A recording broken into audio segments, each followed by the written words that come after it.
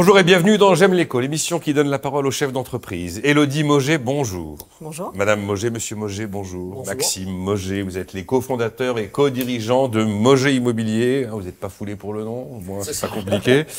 Agent immobilier dans le sud-est de Lyon, également le nord de l'Isère. Alors, vous avez un pari, c'est rendre l'immobilier accessible à tous. Et vous cassez le marché, vous pratiquez des prix scandaleusement bas, puisque les honoraires sont de 1,5% avec un minimum d'entrée à 6 000 € TTC. Normalement, c'est 4. Qu'est-ce qui vous a pris?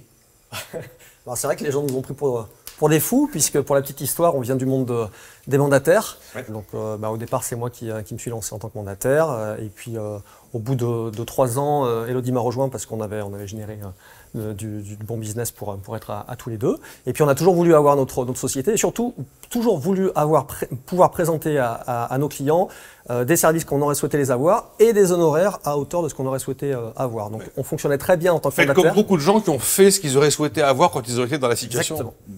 En fait, vous avez un service complet, vous dites 3 fois moins cher. Oui, c'est ça à peu près la moyenne. Ouais.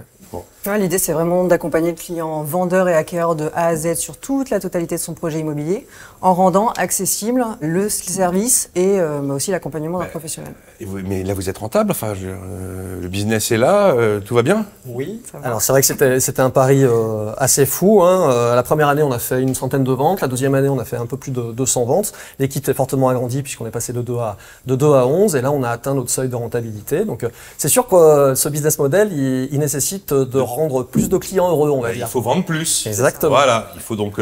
C'est ce business model qui vous a valu d'être agence Rhône-Alpes de l'année lors du dernier congrès de la FNAIM, la Fédération Nationale des Agents Immobiliers. C'est ça, c'est votre particularité, rendre le client heureux pour 3 fois moins cher. C'est vrai qu'on met beaucoup d'attention à l'accompagnement service client. Ils sont retranscrits dans les avis que nos clients nous témoignent une belle expérience. Ils sont contents, oui. D'ailleurs, vous êtes plutôt sympa, ça se voit. Et puis,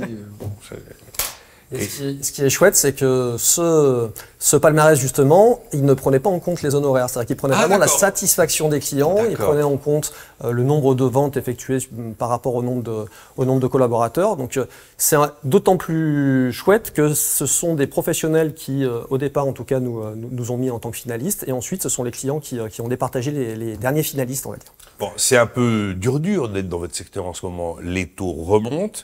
Le taux d'effort et la durée des prêts sont bien encadrés par les autorités prudentielles du secteur bancaire. Le taux d'usure remonte, mais que tous les 3 mois. Pas mal d'acheteurs se disent « Ah ben j'attends, ça va baisser, ça va baisser ». À mon avis, ils font un mauvais calcul. Parce que le coût du crédit va remonter plus vite que les prix ne baisseront. Quelle est la visibilité que vous avez sur le marché des mois qui viennent là? C'est sûr qu'on a un moment charnière. Ah oui, là...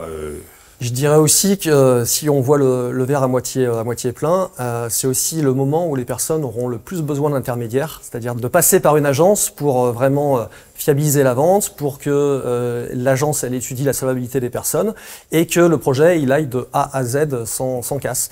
Mais c'est sûr qu'il y aura moins de ventes que les années précédentes. On sort d'années où il y avait énormément de ventes, donc ça va baisser. Et après, à nous de trouver et de progresser en termes de part de marché en tout cas. Alors quel est le mot que vous mettriez devant l'état du marché d'aujourd'hui? Moi, je trouve qu'il y a un côté normalisation. Avoir des taux à zéro, enfin négatifs, pas vraiment pour l'immobilier, mais des taux à zéro et des prix qui s'envolent stratosphériques, c'est pas un marché sain. On peut considérer qu'il se normalise, on peut considérer qu'il se retourne. Avant, le vendeur était un peu roi, c'est peut-être maintenant l'acquéreur qui reprend ses lettres de noblesse. On peut dire, mince, le marché plie, là. Et, je sais pas, vous mettez quel... on sait que le marché de l'immobilier est un marché cyclique. C'est pas une nouveauté. Après, oui, en effet, je pense qu'on a bénéficié, profité, selon le terme qu'on souhaite employer, d'un moment un peu doré sorti du confinement. Là, le marché reprend un petit peu ses droits. Et le marché de l'immobilier, c'est de toute façon un équilibre entre l'offre et la demande. Et là, en effet, on repasse plus d'un côté où l'acquéreur a un pouvoir différenciant. Et c'est encore une fois ce qu'on disait, c'est là où notre profession se doit d'encore mieux accompagner les clients dans ces moments qui sont un petit peu particuliers. Les délais s'allongent, la négo de prix se durcit, j'imagine. Exactement, oui, il y a un retour à la négociation, mais comme vous disiez, c'est presque un retour à la normale quand même, parce qu'il faut bien avoir un côté normalisation. Exactement. Quelque chose qui est trop dans un sens, c'est malsain. Ouais. Bon. Et on a vécu post-Covid des années qui sont complètement exceptionnelles, hein, puisqu'il y a eu plus d'1 200 000 transactions l'an passé. Cette année, on va finir à peu près 1 150 000 transactions en France, hein, je parle du marché français. Là, bien sûr, il va y avoir un retournement, mais toute la profession est un petit peu dans le brouillard là, en ce moment. À l'instant T, c'est compliqué d'avoir des projections sur 2023. Et de la visibilité. Ouais. Et d'ailleurs, vous disiez post-Covid, ce fameux exode urbain, il est réel ou c'est une vue de l'esprit? Tous ces gens qui, à cause du confinement, allaient s'installer dans le vert avec plein de mètres carrés et des jardins, on n'a pas l'impression que ça a été aussi massif que ça? On l'a vu quand même. Vous l'avez vu quand même? Nous, on est vraiment entre Lyon et Vienne. Oui. Donc on a vraiment une zone pavillonnaire où la maison avait un attrait réel, où la 4e chambre ou bureau avait un attrait réel par rapport au télétravail. Donc on l'a vraiment vu, on l'a vu sur les prix, on l'a vu sur le nombre de ventes et le ratio. Donc oui, ça a été réel. Maintenant, ben voilà, le marché change et c'est à nous de nous adapter en tant que professionnels. Et je pense qu'on continue à le voir, puisque notamment si on parle du marché lyonnais, il y a quand même un nombre de biens à vendre qui tend à s'agrandir vraiment, ce qui va faire que les prix vont quand même légèrement baisser, hein, c'est inévitable. Inévitable. Oui. Bon, il y a une concurrence très forte dans votre secteur, vous le dites, c'est un peu le brouillard pour les années qui viennent. Vous avez 100% de Mogé Immobilier tous les deux. C'est vrai que vous vouliez absolument rester indépendant. C'est vraiment une volonté famille exclusif. C'est une volonté, c'est aussi une fierté d'avoir trouvé un... c'est une fierté, oui, je le comprends très bien. Mais il y a un point d'équilibre. Bon, il y a des moments, quelquefois, où... Oui, et ben après, il faut jamais présager de l'avenir, on ne sait jamais, peut-être que ça peut venir d'avoir un partenaire qui viendrait s'intégrer. C'est pas le souhait d'aujourd'hui. Après, en tant qu'entrepreneur, on sait très bien que ça peut changer, ça c'est sûr. On n'en a pas parlé, mais quelle est la place que vous donnez aux nouvelles technologies? Parce que dans vos avis clients, il y a quand même pas mal de nouvelles technologies qui se sont invitées.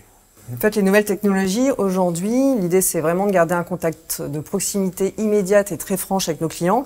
Et en fait, on met les nouvelles technologies au service de nos équipes pour que, justement, elles aient la valeur ajoutée à avoir plus de temps à passer avec les clients. Donc, ça passe par de l'automatisation, ça passe par du mandat électronique, ça passe par plein de choses automatisées. Mais attention, c'est pas parce qu'on a digitalisé beaucoup de tâches qu'on reste pas vraiment à proximité de nos clients. Bon, vous utilisez la vidéo, je sais pas si la visite 3D fait partie de vos projets. Moi, ça m'a toujours paru dingo d'imaginer qu'on puisse vendre à quelqu'un quelque chose qu'il a vu en vidéo 3D. Mais bon. Et peut-être que les réseaux sociaux aussi participent à votre stratégie? Oui, complètement. En termes de réseaux sociaux, on est très présent sur Instagram et aussi sur Facebook. On a la plus belle communauté des agences immobilières sur Facebook, parce qu'on a plus de 19 000 abonnés. Donc ça, c'est Mogé Immobilier à 19 000 abonnés. Ouais. Oh, c'est joli, ça. Ouais, c'est joli. Ouais. Et ça nous permet justement de présenter nos biens en avant-première par le biais de la vidéo, comme vous disiez. Et je pense que la technologie, on le met vraiment au service du client, de lui faire gagner du temps, mais aussi des conseillers qui gagnent du temps pour se concentrer à l'essentiel, c'est-à-dire la relation qu'on a avec le client, aussi bien vendeur et acquéreur. En tout cas, si les honoraires n'étaient pas pris en compte dans les critères de désignation du prix de l'agence Rhône-Alpes de l'année, vous avez dû faire des jaloux en ayant ce prix, parce que forcément, ça marque. Une belle visibilité, une belle récompense aussi pour notre équipe qui a travaillé dur cette année, et on est fiers d'avoir participé et d'avoir eu ce résultat. Un projet particulier pour 2023 à évoquer avant de terminer? Pour 2023, on va lancer une application en interne qui permettra à la fois à nos équipes de gagner du temps, que ce soit sur l'élaboration des mandats, que ce soit de faire le matching entre les acquéreurs et les vendeurs. Et puis on va mettre à disposition cette application aux futurs acquéreurs qui auront connaissance à l'instant T de nos nouveautés. Voilà, c'est quelque chose qu'on a développé en interne en tout cas. Élodie Mogé, merci. Maxime Mogé, merci. Vous êtes tous les deux des cofondateurs, co-dirigeants, enfin présidents, directeurs de Mogé Immobilier.